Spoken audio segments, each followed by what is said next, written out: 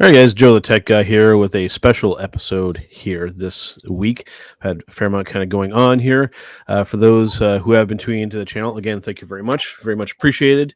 You may have noticed that there was a video that was up and then it was no longer there. Jargo and I, welcome back to the program, by the way, sir. We went through the Apple keynote and did a posting, and it was immediately, and I mean immediately, taken down because of the keynote content. So then I went through the hours long process of muting out all of the potential copyrighted audio. Still taken down. I don't understand what it is. Like, we're ugly, Joe. That's what it is. We're ugly. That can't be it. I'm kind of a loss that YouTube is still kind of doing stuff. Like, I don't know who to blame, Apple or YouTube, or if it's both. But I think personally, I think it's the automated YouTube bots being just too aggressive. I mean, if I can hold Alphabet responsible for anything bad, I absolutely will. But I mean, we're doing the Geek Squad thing, right? You see a little bit different side of Apple, and as a consumer, it's fantastic. And as a developer, it's fantastic. As a customer service agent for them, it's painstaking. Yeah. Regardless, I mean, it's the type of thing. It was very frustrating because it wasn't just like a really copyright thing. Like it was actually like an actual strike for the channel. I mean, I'm like a brand new channel, like just coming back. I mean, we did exist before when we had the hitting the HTM podcast network. HTM Tech was there as well, but brought back after my exit from wrestling to do technology here, and so it's a brand new channel, and for full copyright strike, I think that's pretty damn aggressive. But I'll bounce back. I think I got some good stuff going on here. I have some fabulous guests like yourself. I know our friend Mr. Stevie Richards. We're gonna get him as well. Looking forward to talking to Stevie again. But regardless of all that, man, the reason why we're here is we're here to talk about the thing that we are both currently using in the midst of making this recording here. As far as I'm aware, we have the exact same setup here.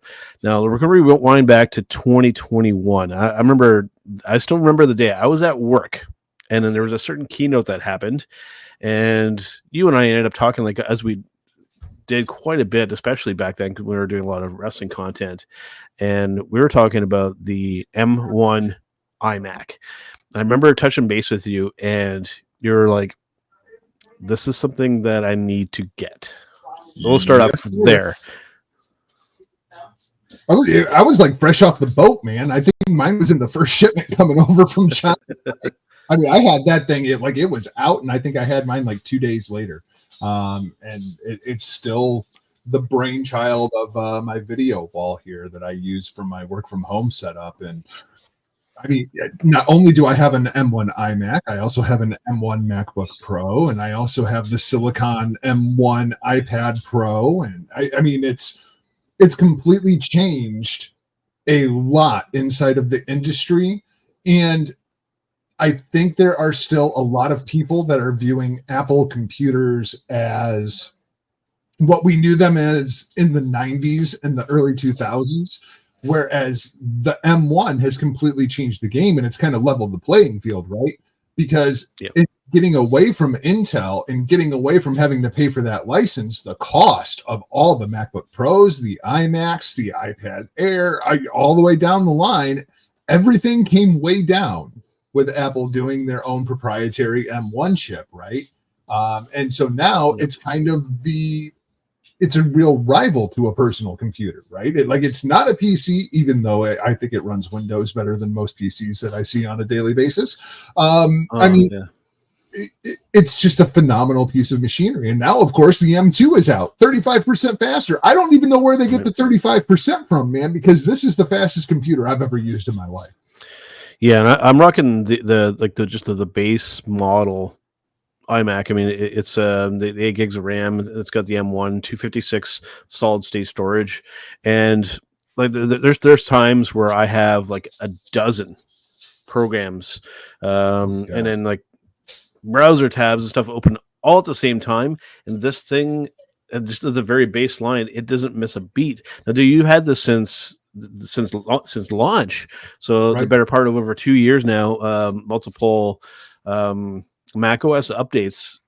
How is it like? Is it still running smoothly, or have you noticed any kind of I drop haven't off or anything noticed at all? anything, man. And I mean, of course, I've worked my computer, right? I mean, like, Right. I'm running Logic Pro X, I'm running Final Cut Pro. I mean, like, and without hiccup, right? And when you bring up the without hiccup, that's really what's key, right? Because you can render a file so quickly that it doesn't screw with your workflow.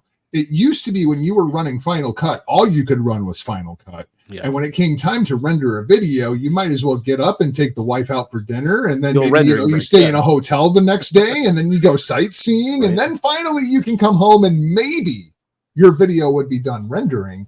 But now it is so quick that you can go off and just check your email, and by the time you're done checking your email, the video has rendered. I mean, obviously not if we're making a Hollywood blockbuster, but for what we're doing, right, those videos render super quick, and Logic is the same way. It's been such a game changer for myself. Well, you know me, like I've kind of shuffled around a little bit recently, but kind of getting, diving head first in now with the Apple stuff, and that's kind of the big deal here. For those who are watching, well, we're only watching on video here. For the astute observer can see that I'm actually wearing the AirPods Max. Now, what I think a really, really key thing here is I can literally come from working my day job. I'm listening to music on these through my iPhone, right? I can sit down at my desk here, start working on a Final Cut project or something, and these things will automatically switch over to it. I mean, I'm wearing an Apple Watch, so when I sit down, the computer unlocks for me, and I just get right into that workflow without even having to do anything. Like that kind of seamless kind of integration between the stuff is something that other companies are trying to mimic at this point. But you have that issue of, and then this harkens back to the days when I originally got into PCs with running Windows 95, 98 and this kind of stuff, is you're pulling all of these components together to try and all run seamlessly and communicate properly. And that just never really is the case, that especially for now, for people who like to build these killer custom PCs, they run into a lot of issues. Like you like if things kind of update, you have drivers kind of going, you're trying to get multiple things to kind of speak the same language when they're speaking different dialects, right? Where now when we flip over to what the kind of stuff that we're using, the hardware and the software is perfectly integrated because it's developed at the exact same time. That is something that the rest of the industry is trying to do, but not get to that level. That to me, that's the biggest thing with the stuff that we've got here is just everything just works. Is probably the easiest way. I mean, that's even what they like to say in their keynotes. Everything just works. That's been my experience so far. Right, and that's the biggest thing. Now, my setup is a little bit different than yours because of my regular day job, right? Mm-hmm. So I am gonna see if there is a way.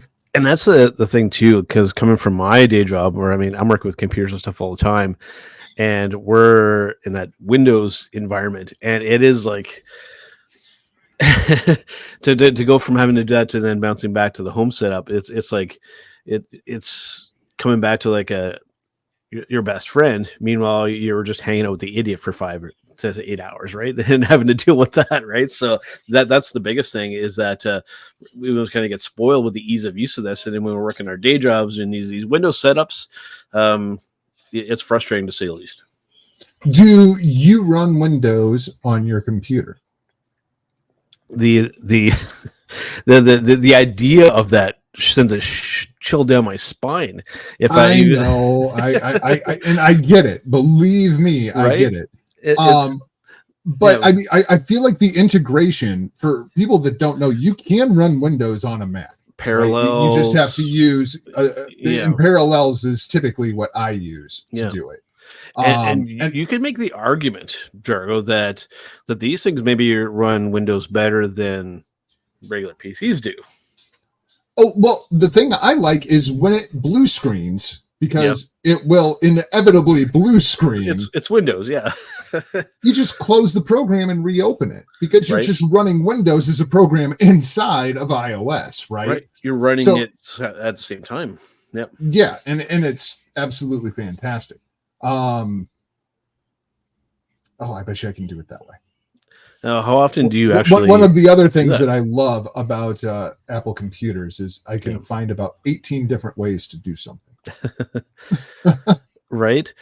So yeah, like, are you running Windows like what do you normally use the Windows for on an iMac? Well, so I work remote, right? And some of our broadcast software is Apple based, and some of it is still PC based. So this is my home setup right now. I love it. It needs more screens though. I genuinely I could use about 2 more. I genuinely, honestly could.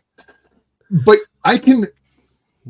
this is all wireless, and I can go back and forth from screen to screen to screen. It doesn't miss a beat through the Mac and through AirPlay, and it doesn't miss a beat. Yeah. Which is rather incredible, you know.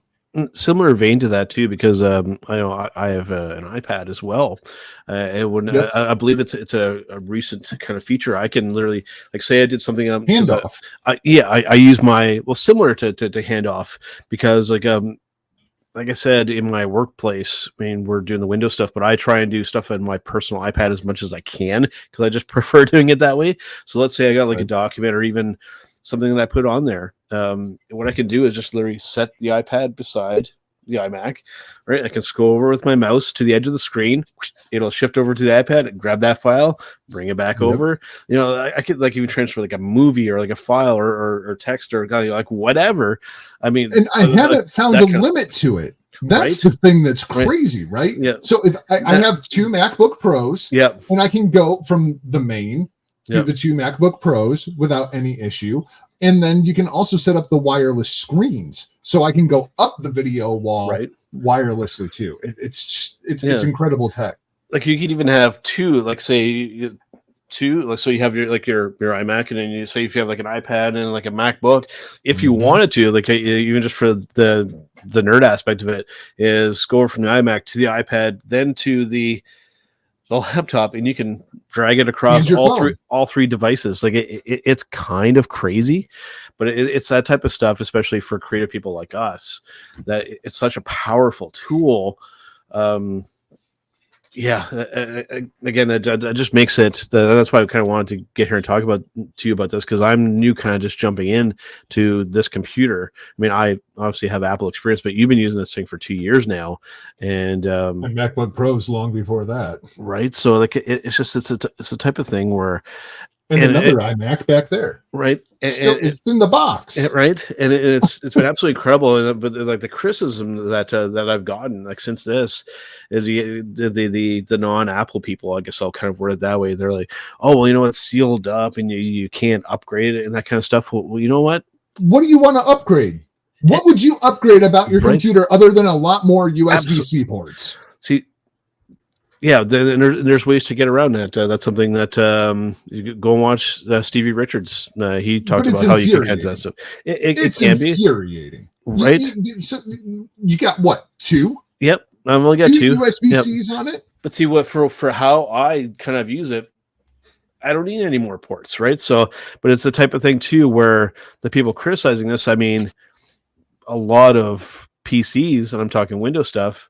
A lot of those are sealed up now as well. Like we've on top of like laptops, and I guess if you can't upgrade those, don't even get me started on S mode. Right, S mode is by far the most ridiculous thing I've ever seen in the history of computers. One of the biggest issues with that is then, and now correct me if I'm wrong. When Not to go on a Microsoft bash. Right? I know we're here to talk about Apple, but my God. No, we're there. We're going to go there because like one of the things with that is. I get kind of their mindset. They almost kind of are trying to go into the Apple route. So they have their actual app store within Windows 10. Oh no, sorry, Windows 11 now. But if you want to say download something off the web, like say that's like Steam or something like that, it goes whoa. No, don't do that. Right. So then you have to go into the settings, and it's not very like I had to like actually call like Microsoft support to find out where it is in the settings to be able to kind of do this. So you can disable S mode and just run it like you would normally want to. But this is the part that really irritates me about it. What do you have to do to turn off S mode? I don't even remember. You have to register a Microsoft account. Yeah, right. And that's not easy either. And that's infuriating. Mm. Like, to turn off this proprietary piece of crap that won't let me use my computer. Yeah. I have to register an account with you? Right. I mean, like, I'm not an attorney or anything, but that kind of screams antitrust lawsuit to me. This is the same thing they got in trouble with Office, with installing Office on all of their computers when they would ship them out. And that led to an antitrust lawsuit for people that didn't want to pay for Office, but yet it was built into the charge of the computer as an additional fee. Yeah, it's frustrating. I mean, it's the type of thing where I mean, Apple's not immune to that either. They had their fair share of issues, with USB-C and stuff like that and whatnot now. Well, but the number one issue that I run into with this computer. What's that? And not just this computer, but the M1 computers and really all the current Apple products that are out there is installing Office on them is a nightmare. Yeah. An absolute nightmare, because Microsoft has done everything that they possibly can to make sure that you go through Microsoft to buy it rather than Apple. And it's just infuriating.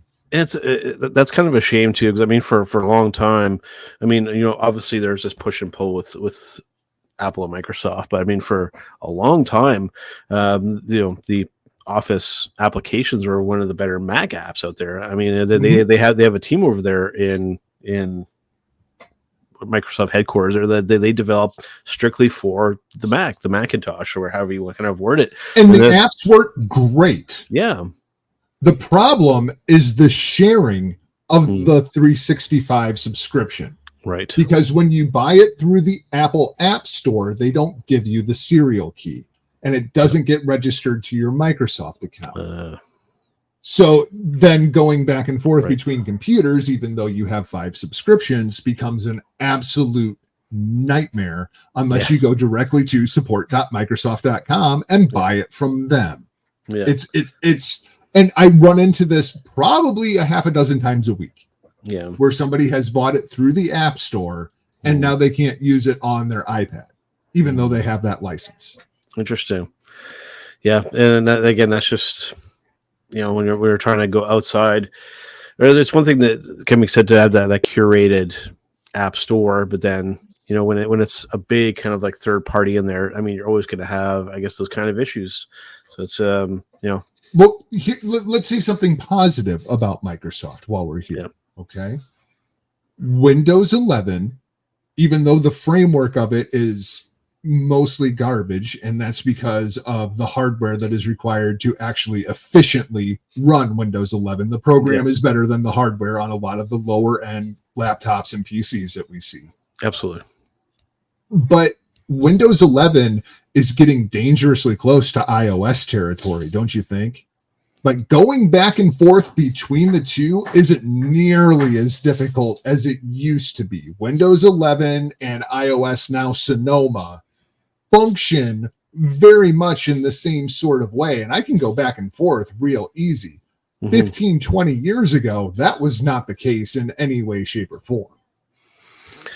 No, I think that like I said, the only kind of issue is if you're running on a bit of a slower machine, or if you're just well, that's what I'm saying. Windows runs better on my Mac than it does on most of the PCs that I see, and it's just it's the hardware.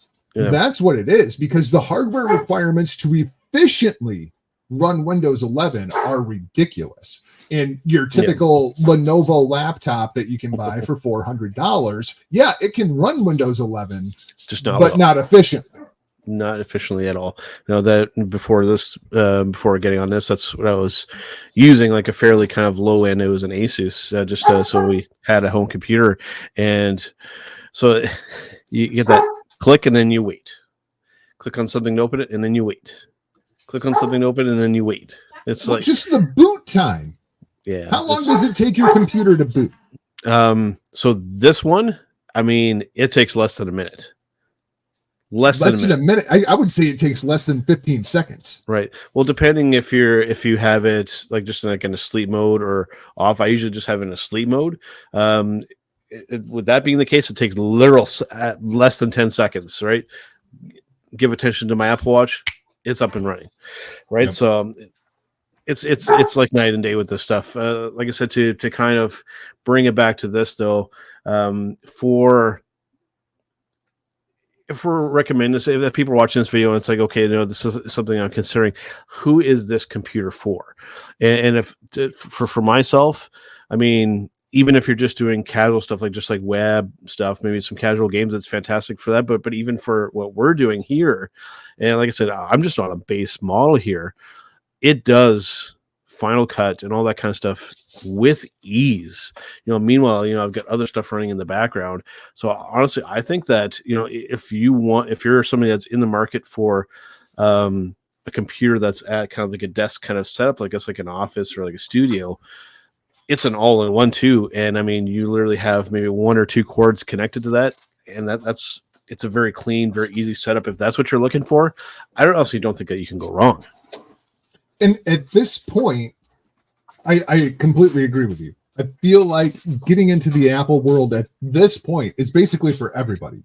I mean, you can get a pretty solid MacBook Air for $799, right? If you are looking in that mid-range laptop, I have a hard time finding a Microsoft computer at that same price point that I would take before I would take the MacBook Air. Right.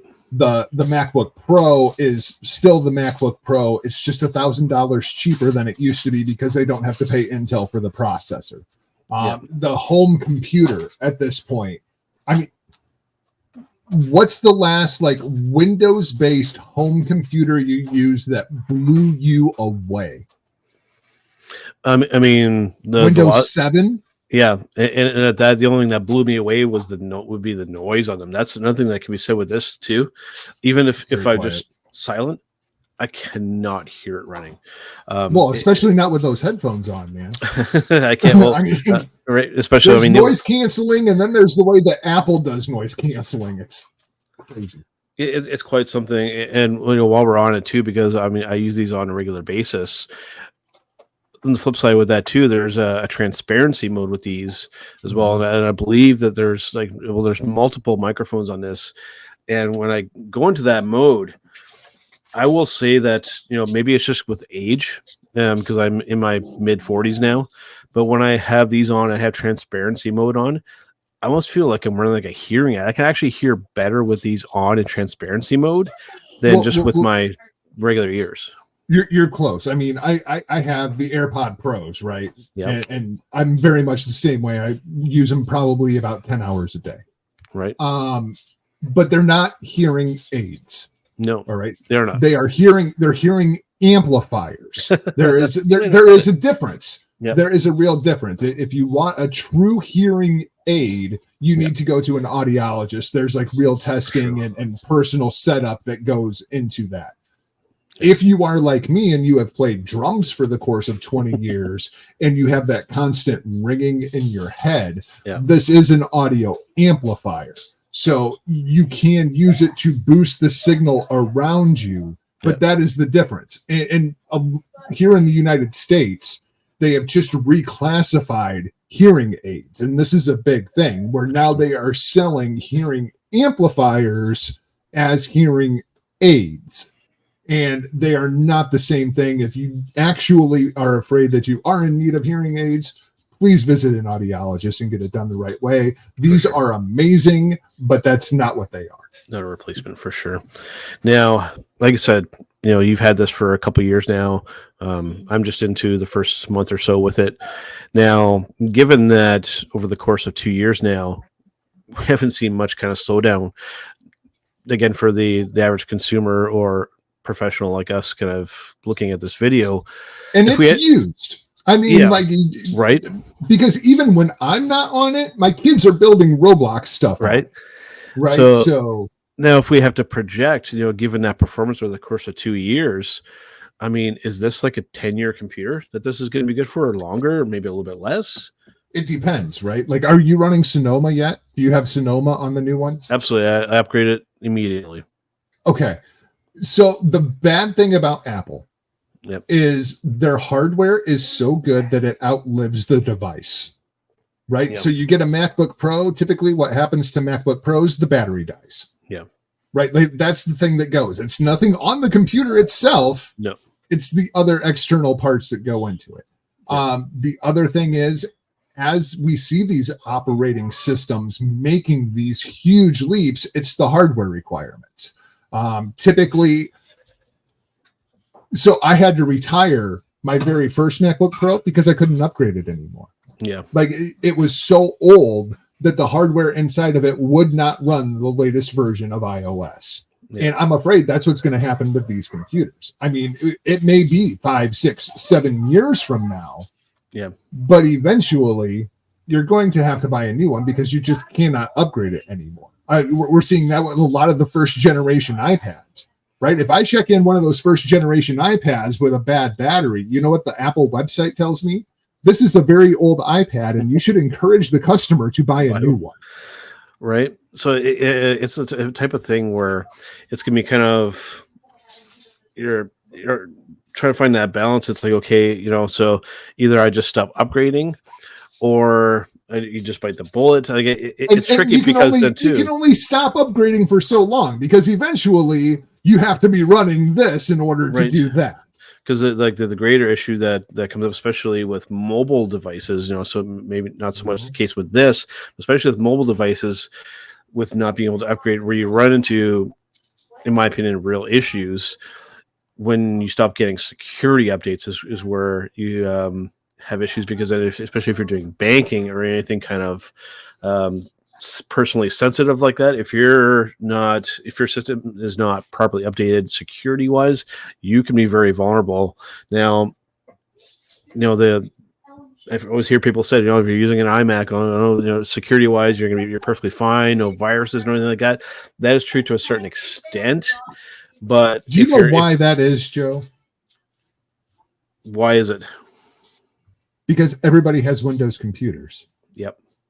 It is just more economical for hackers to write the viruses for Windows because so many more people are using Windows. It's not that they can't do it for a Mac. It's just that if you do it for a Mac, you're going after this small portion of the audience, right? Yep. And they're trying to reach the big audience. They're doing the opposite of professional wrestling. Yep. They're trying to reach the masses, right? Not just this little niche over here. Yep. They're trying to reach masses. Now that niche is getting bigger because, like, when you look at the numbers, if you follow the business side of things, I mean the PC industry, and I'm talking the Windows side of things, that's kind of like stabilized or kind of falling off. Meanwhile, the Mac side of things is actually growing. Like a lot of people that are going into an Apple store, like especially that specifically, and buying a Mac, a lot of those people are first-time Mac buyers. So that industry is growing. Meanwhile, the PC business changed everything, right? Yeah. I mean, once iPhone came out, and then everybody had an Apple, and they were like, "Hey, wait a minute, maybe this actually isn't so bad." And you mean if I had an Apple computer, I could also do this, and that? Well, that brings up another thing. I think we'll kind of end off on this topic with this, because let's talk Apple ecosystem, because I think that ties in quite nicely. I think it's a good way to kind of end things off here. I don't want to talk about the Apple ecosystem because it's a carbon neutral ecosystem, and that's all they can talk about is being carbon neutral. That keynote was ridiculous. We're not talking about, bro. Yeah, we're not talking about that. We're not talking about that ecosystem, because what I'm talking about is I like what you did there, because for again, like I had mentioned, during our keynote thing, which didn't stay up, they really went. Arguably, like the segment was kind of entertaining, but the whole carbon neutral thing, like it was just like pounded into. They went overboard. And it's like, I get it, but I mean, they could have done that as like a separate thing. But I digress on that. But what I'm talking about with Apple ecosystem here, and this really is a thing, because once you start using a Apple product, you want more.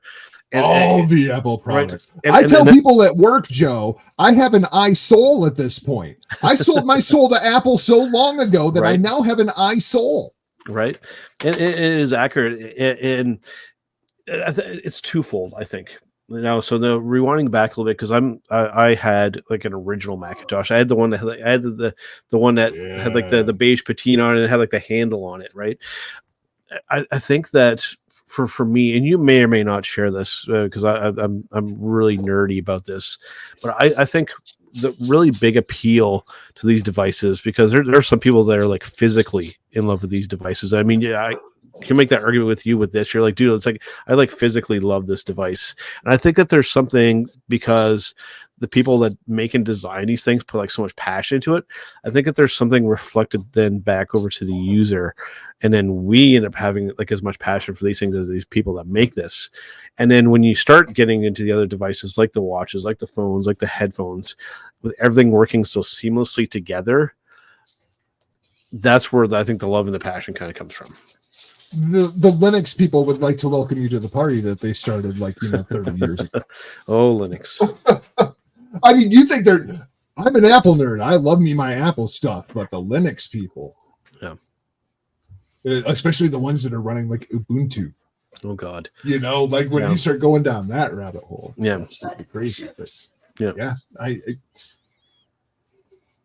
I feel like with the advancements in technology and the way that Apple is structured as a company, it's just going to get more and more, especially as we start to explore the metaverse, as the Apple Vision starts to, once the technology is more widely available and costs come down, very much like they have with the Macs and the MacBook Pros.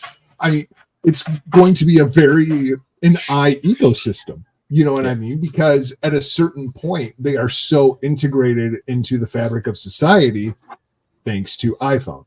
I mean, that's really what started it. It was all about iPhone. And iPhone continues to light the world on fire if you use the wrong USB cable.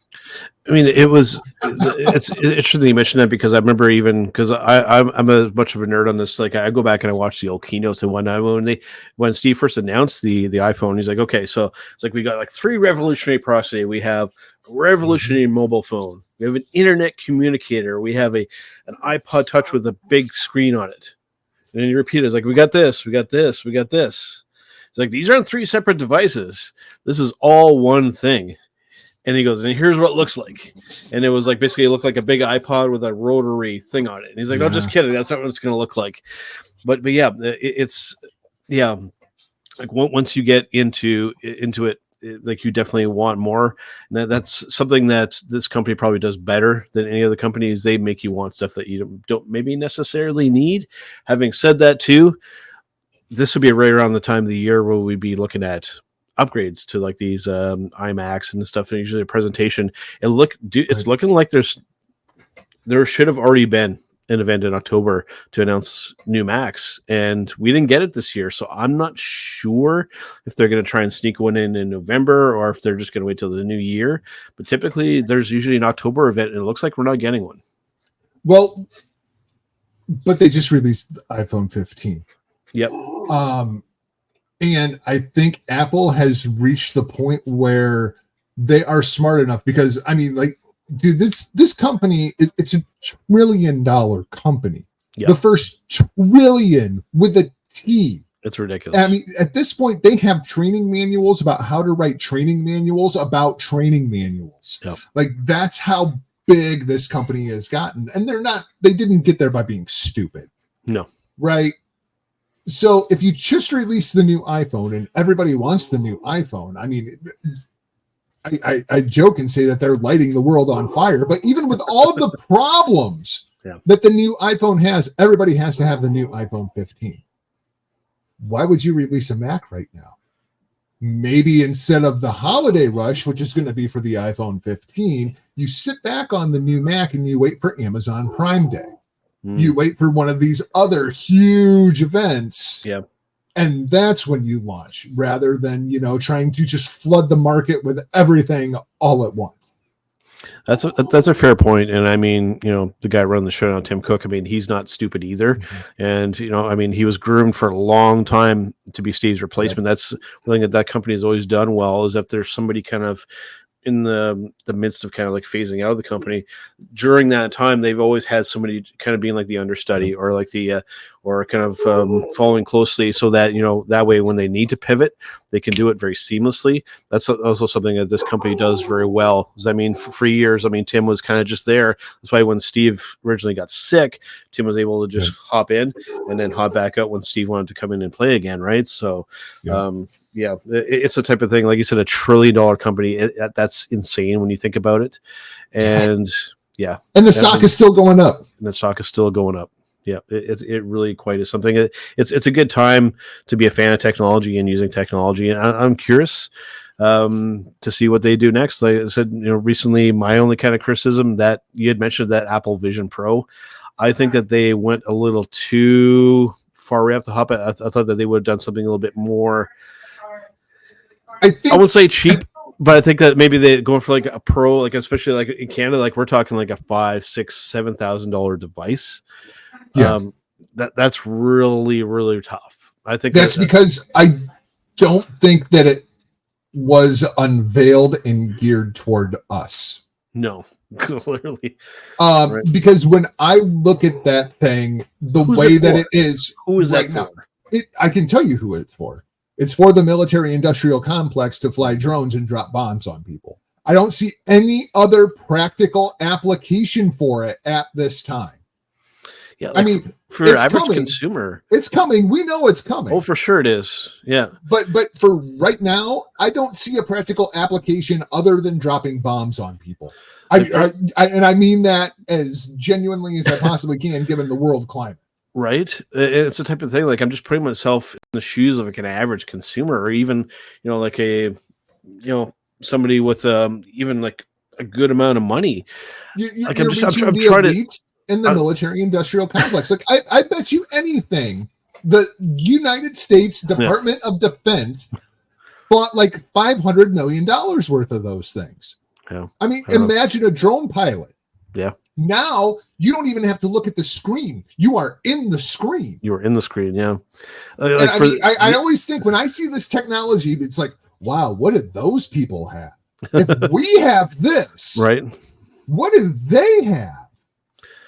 Like putting myself in Tony Stark, right? Like I'm just putting myself in the shoes of like an average consumer, like to even want to consider this, like you would have to be like replacing everything with this. Like it's going to have to be your computer, it's got to be your game console, it's going to have to be your TV to even fathom like justifying this purchase. But at this point, it's the Sega Dreamcast, right? Like the Sega Dreamcast was by far the best video gaming system of its generation. Yep. But it didn't have the software developers. No. Microsoft did and Sony did, and Sega went the way of the dinosaur. Even though they had the best hardware. I mean, and there was technology inside of the Dreamcast I still wish we had today. Right. Kimura agrees with you. Oh, I think, have you met Miss Millie yet? I have not. Miss Millie. We need to get her on the program. Miss Millie. I want to know what does she think about the Apple Vision? What does she think about what do you think about the Apple Vision Pro? There we go. That's what she thinks. There you go. Too high price. Too high price. The dogs of war do not approve of the price tag because Daddy wants one and he can't afford one, and it makes him angry. Fantastic. It's the type of thing where, I mean, as a tech nerd looking at it, I mean, it's incredible. But it's just like, I'm just going to be an observer. I mean, perfect example, Joe. We're sitting here talking on M1s. Yeah. The M2 is out. Yeah.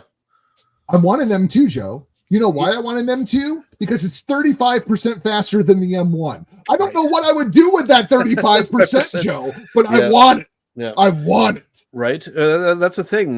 But like personally, like for myself, this is going to be probably like a 10-year computer for me. Because I don't need it to be 35% faster. Right. 35% of zero is zero. Like it's like I mentioned, like I can edit a video in Final Cut. I have like widgets and stuff going over here. I have other programs up on the side, like browser tabs. Like it's the first computer where I can basically have everything that I want going on it simultaneously and not have to worry about, so I could do this. Probably I need to maybe close a few things down.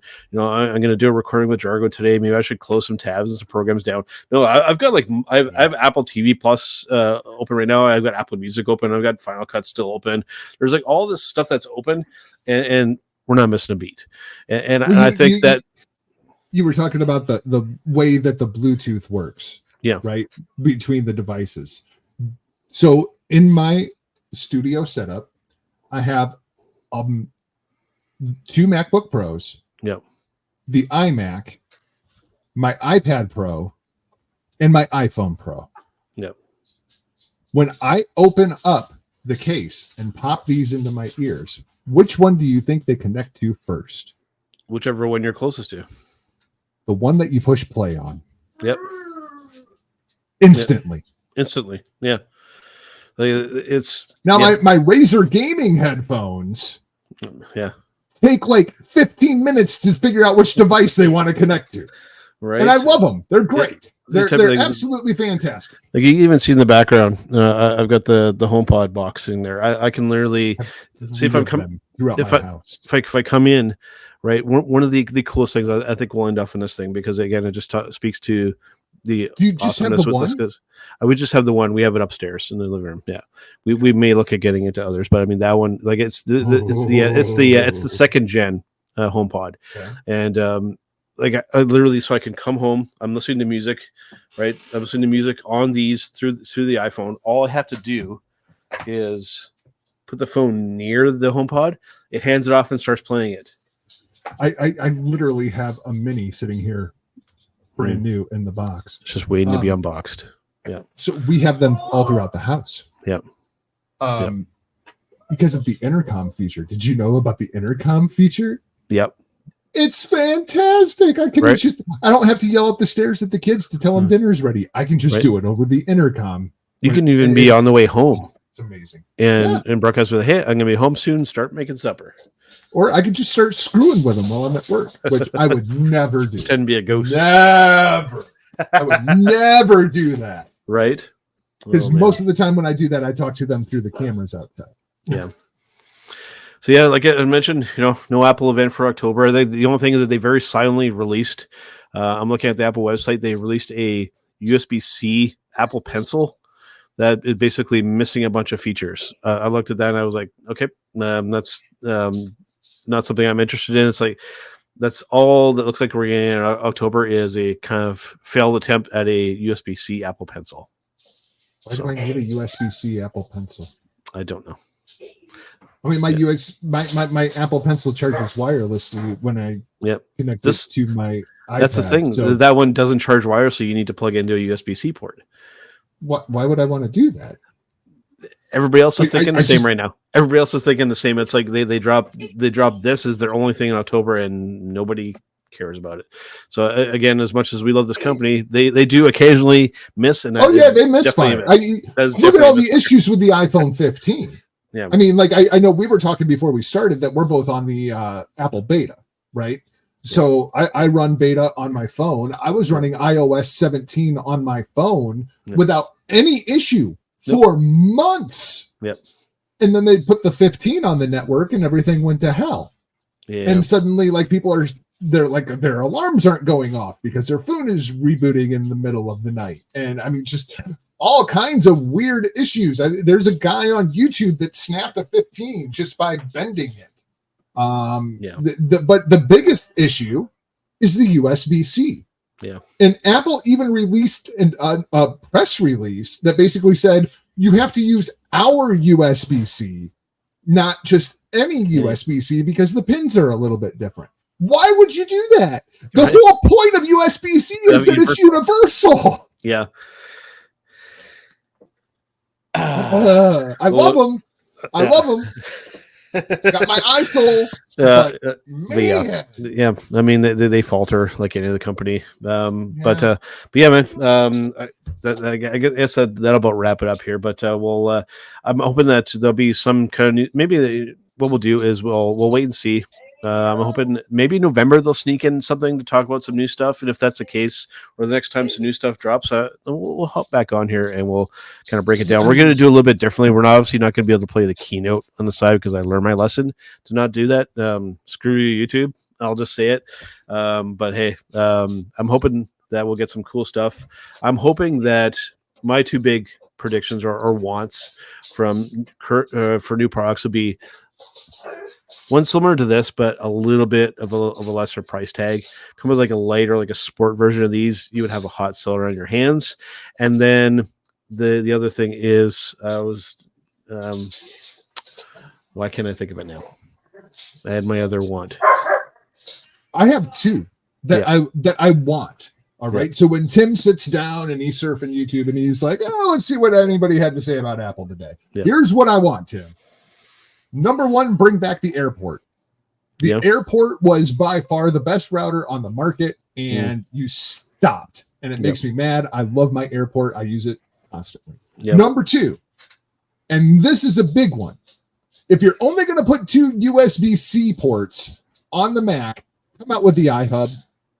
I want an official Apple hub that will guaranteed to work. Because as I have several hubs, you know what I can't plug into a hub? An external hard drive, my audio interface. There are things that have to be directly connected, and I have to have my audio interface, and I have to have power, which leaves me one USB-C port. Yep. And that's taken up by the hub, right? So that means I can't connect my external hard drive, Joe. That makes me very, very unhappy. I have to like unplug one cable and plug in another one. And I don't need that kind of aggravation for what we pay to have an iSole. Right. I want the Apple hub. I want the iHub. That'd be great. I'd be down for one of those too. And like I said, just my big one is just a cheaper version. I want those in a more pliable version for the mass public. Like, because I mean, let us not forget, Beats are owned by Apple as well. You know, but the way those sound and the way these sound ain't even close. No. All right, dude. Well, thanks for being on here. Before we do go, for those who want to know what, other than what we're doing right here, what do you have going on these? Because I know you are mainly a working man, just like I am. So, if people want to reach out to you, how can they get a hold of you? Don't.